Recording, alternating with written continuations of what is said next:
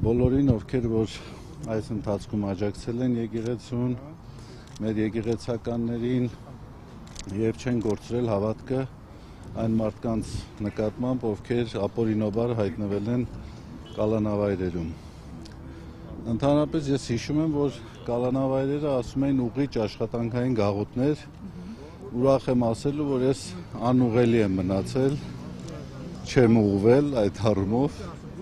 իմ հայացքների, իմ դիրքորոշումների մեջ ոչինչ չի փոխվել։ Ինչով եք զբաղվում, մեկուսանը բոլորի համար փակ է Սրբազան, ինչով եք զբաղվում։ Հատկապես որ սրբազաններով դուք խցում էիք, Կարդում էինք, մտածում էինք, խոսում էինք։ Արշակ Սրբազան դատարանը ձեր խափանան միջոցը փոխվեց, մինչ այս փոխելը, այսպես տարածում են փաստաբաններ, որ սա քաղաքական ավելի շատ հետապնդում է։ Ինչու է պայմանավորված, արդյոք կապում եք սա նախընտրական իրավիճակի հետ, որ փոխվեց խափանան միջոցը։ Դժվարանում եմ ասել, սուտ կասեմ, եթե ինչ-որ որոշակի պնդում կատարեմ, չգիտեմ ինչով է պայմանավորված, հեղինակներին պետք է հարցնել, թե ինչով է պայմանավորված, ես միայն գիտեմ, որ այն ինչ-որ բոլորդ գիտեք, որ այն ամենը ինչ-որ վերագրվել է ինձ, վերագրվում է բացարձակապես կապ չունի իրականության հետ եւ ընդամենը փորձ է ահաբեկելու, փորձ է վախ ներշնչելու, որը իհարկե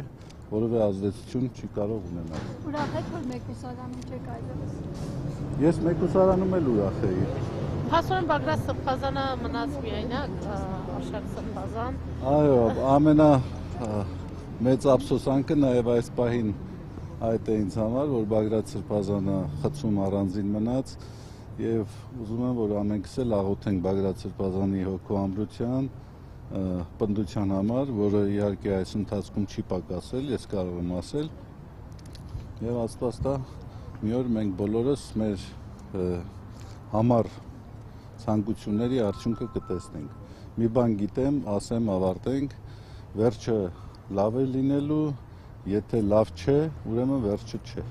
Սրբազան կաթողիկոսին էլ էս ընթացքում մեղադրանք առաջադրվեց եւ 7 հոգեվորականի հավանաբար տեղյակ եք դատանի որոշումը այսպես չկատարելու հոդվածով դուք ինչպես եք սա գնահատում ու մինչեւ ուր կհասնեն։ Եկեք մանրամասների մեջ միջամուխ չլինեմ, բայց այո, ես կարող եմ ասել, որ դա հերթական հակաեկեղեցական արշավի դրսևորումն է, դա դատապարտալի արշավի դրսևորումն է, որը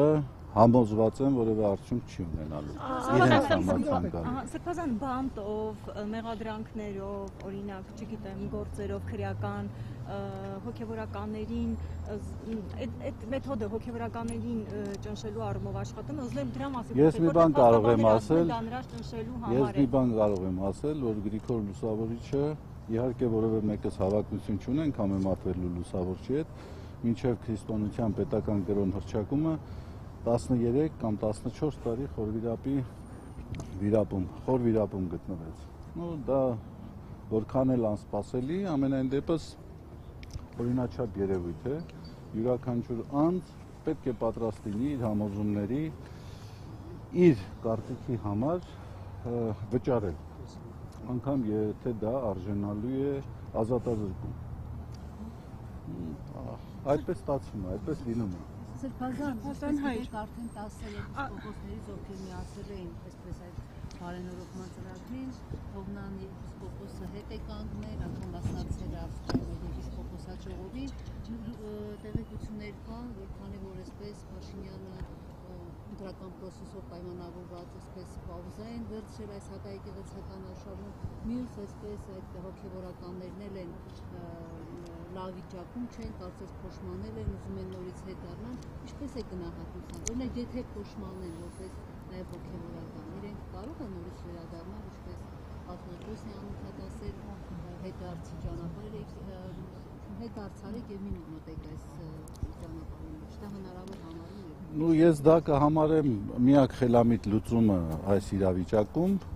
բայց երբ որ այդպիսի առաջարկություն լինի, ես կարծում եմ այդ ժամանակ պետք է խոսենք այդ մասին։ Սրբազան հայր Արման Սարոյանը ինչու է ձեզ այդքան ատում։ Ձեր վերաբերյալ ամենակեղտոտ հայտարարությունները, այսպես ասած, միայն նա է անում։ Ձեր հարաբերությունները ինչպիսին են եղել Կաթողիկոսի։ Եվ նա ձեզ վերաբերող հայտարարություններ է արել հարցազրույցներում լրացնեմ, մասնավորապես ասել է, որ 18 թվականի նոր հայրապետ, նոր Հայաստան շարժումը որ կար, դուք մասնակցություն եք ունեցել դրա հետ, իրեն ասել եք արեք ինչ-որ գործողություններ անեն, կաթողիկոսը փոխվի, բացի այդ նաև ասում է, որ Իսկ թվում է,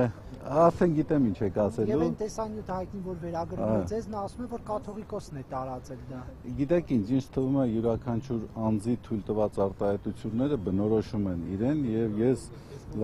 լրացուցիչ ջանք չեմ գործադրի ինչ-որ մեկին բնորոշելու համար։ Հիմա դուք լսել եք ինչ է ասվել, ինչ է արվել, մարդու վարքագիծը, հանրային վարքագիծը տեսանելի է, դուք ինքներդ հետևություն արեք, ես ձեզ կմնամ որևէ գնահատական տալուց, առավել եւս երբեր մշակույթում ննջեցյալների մասին ոչինչ խոսելու անհրաժեշտություն չկա։ Բայց նա ննջեցյալ չէ։ Ննջեցյալները տարբեր են լինում։ Սրբազան հարաբերությունները Մայրաթորի դեմ Փաշինյանի գործողությունները, որ սկսվեցին, գործընթացը, հա, որը Փաշինյանը Բայց ավտո չի գալիս։ ներողություն։ Եկեք քայլենք երեխեք։ Քայլենք վաղարշտամ։ Մայրաթորի դեմ Փաշինյանի ծրագիրը սկսվեց, մարդիկ այսպիսի կանխատեսումներ ունեն, որ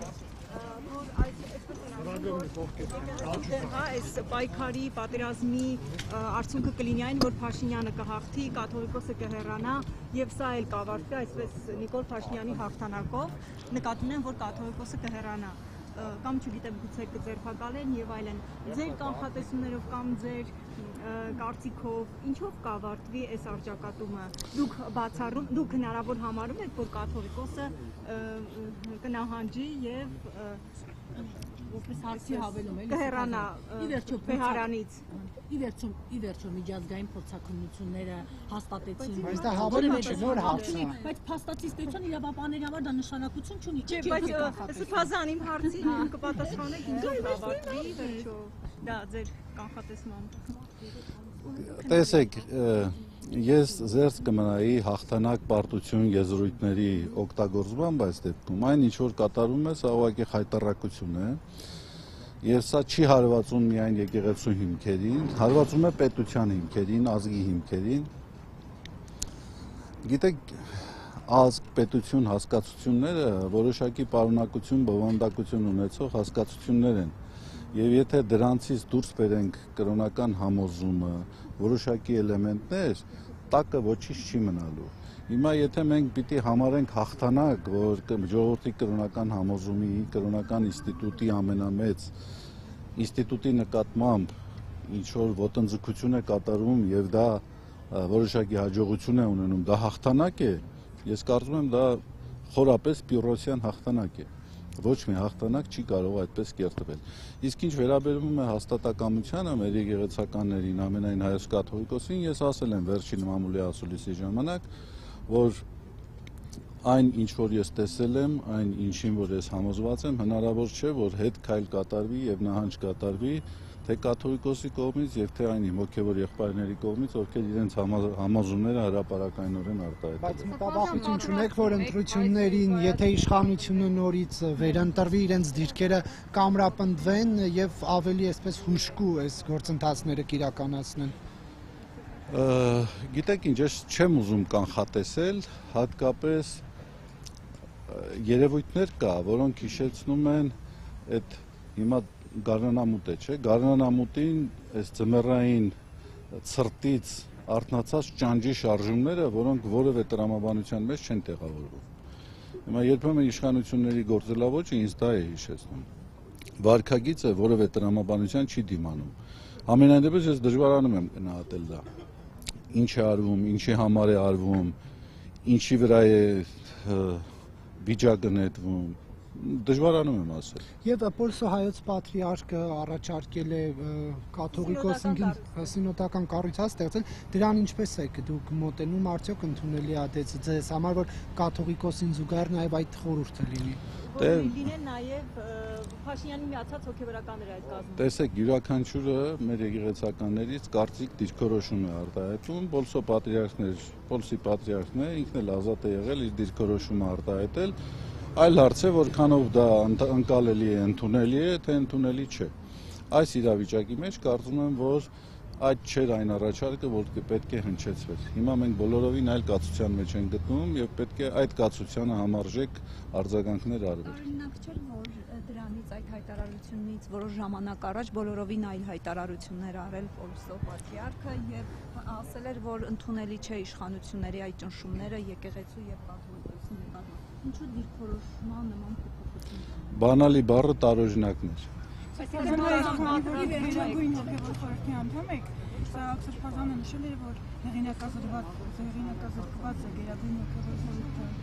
դիրքորոշումը ինչպիսին է եւ արդյունքները հակաեկեղեցական արշավի շրջանակներում չեն տեղավորվում։ Իրեք հոգեբանության մեջ մի եզրույթ կա պրոյեկտում, յուրաքանչյուրը փորձում է կամ կարծում է, որ այն հոգեվիճակը, որը ինքը կրում է, դա համընդհանուր երևույթ է։ Հիմա ես կարծում եմ մենք այդ դեպքում գործ ունենք այդ հոգեբանական եզրույթի հետ։ Եթե հեղինակազրկվել է, ինքն է հոգևոր խորհրդի ատենապետը։ Կարող է ինքը այդպիսի զգացումներ ունի, ես այդպիսի զգացումներ չեմ ունեցել, ընդհակառակը այս ընթացքում Գերագույն հոգևոր խորհրդի թե հեղինակությունը, թե վարկանիշը անհամեմատ ավելի բարձր է։ Եվ դուք լրագրողներ եք, հանրային ընկալումներին շատ ավելի ծանոթ եք, կարծում եմ կհաստատեք իմ ասածը։ Հակընդդեմ հայց ներկայացնել կեղծված տեսանյութի տարածմանը, վերջո հերքելու, հա, նաև ձեր անվան հետ։ Ում համար հերքեմ։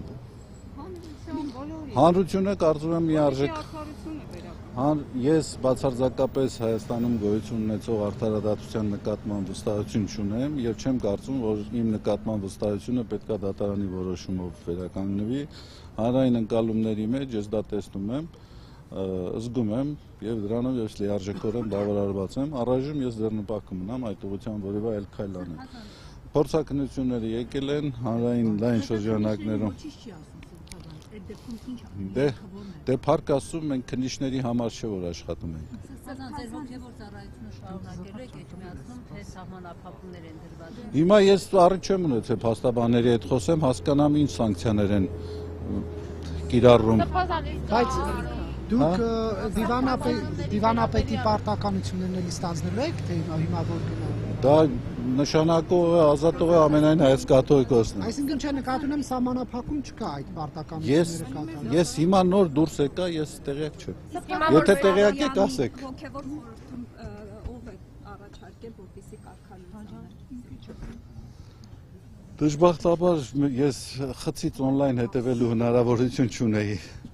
Իսկ դուք ակներ եք Վարշապատ առաջին բանը ի՞նչն է լինելու, որ անելու եք։ Ինչ եմ անելու։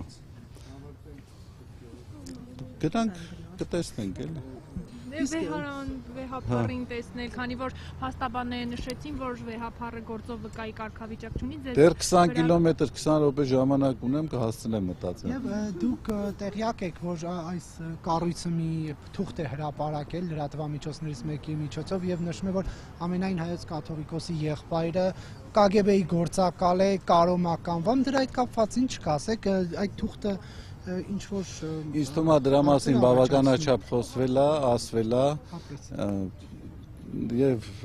հատկապես եկեղեցու դեմ իրականացվող արշավի շրջանակներում այլևս կարիք չկա ես գնահատականներ տամ, հերթական դրսևորում է։ Ստորագրված թուղթ հրապարակեցին, որ Աննա ջան գներես բան եմ ճշտում, ստորագրված թուղթ հրապարակեցին, որ Եզրա Սրբազանը հանձն է առել հատուկ ծառայության հետ համագործակցել։ Այդ մասին հրապարակում հերքում չի եղել։ Եղել է թե չի եղել։ Իսկ այդ ստորագրված թուղթը եղել է թե չի եղել։ Ստորագրությունը կեղծ է եղել։ Եղել է հերքում թե չի եղել։ Դե հիմա ինձնից ինչ եք ուզում։ Ուզում եք որ ես ուրիշ բան ասեմ։ Հերքում եղել է։ Սովետական տարիներին մշտապես համագործակցել են հատկապես բարձրաստիճան հոգևորականները հատուկ ծառայությունների հետ։ այդ մասին հերքում եղել է եւ ես կարծում եմ կարիք չկա այդ մասին ես որևէ արտահայտություն տուր տամ։ Հերքվել է եւ գիտեք թե համատեքստը ինչ է, եկեղեցու նկատմամբ ինչպիսի գործողություններ են արվել, դրանցից հերթականներ։ Այստեղ պահվելու ընթացքում հատուկ վերաբերմունք ձեր նկատմամբ եղել է աշխատակիցների կողմից, ինչպես է եղել վերաբերմունքը Սրբազան։ Շատ լավ։